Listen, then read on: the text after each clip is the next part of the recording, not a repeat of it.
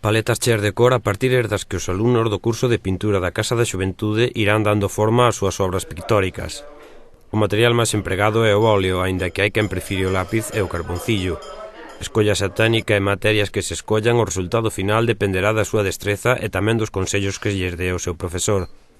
Yo lo que intento es guiar un poco a la persona a que pruebe a hacer, pues no sé, no pintar, ¿no?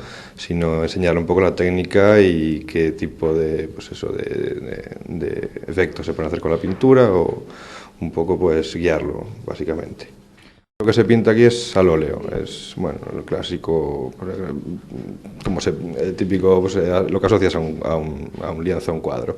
Bueno, también se intentaba dar un poco lo que es pintura acrílica, pero bueno, para la gente que está acostumbrada al óleo, que es una técnica así que es muy que tarda mucho en secar y que puedes retocar y tal, pues eso le resulta un poco complicado a la gente, pues pintar al acrílico es una pintura que tarda en secar media hora, 20 minutos, entonces es una pintura mucho más rápida y más complicada también a la hora de utilizar.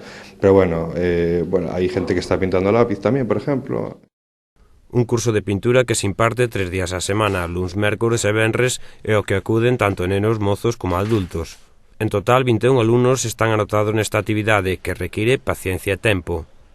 No es una cosa que se aprende de un día para otro. Necesitas, pues, yo qué sé, depende de lo que quieras también. Yo normalmente pues llevo muchos años pintando y dibujando y bueno, es una cosa que he ido haciendo en mi tiempo libre, pero bueno, la gente que viene aquí pues igual necesita un poco más de tiempo, no puedes pretender pintar un cuadro en, yo qué sé, 2 semanas o 3 semanas, ¿sabes?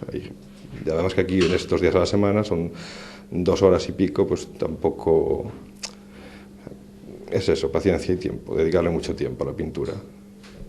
Unha actividade que tamén resulta moi relaxante, ou polo menos así o parecía neste curso da Casa da Xuventude.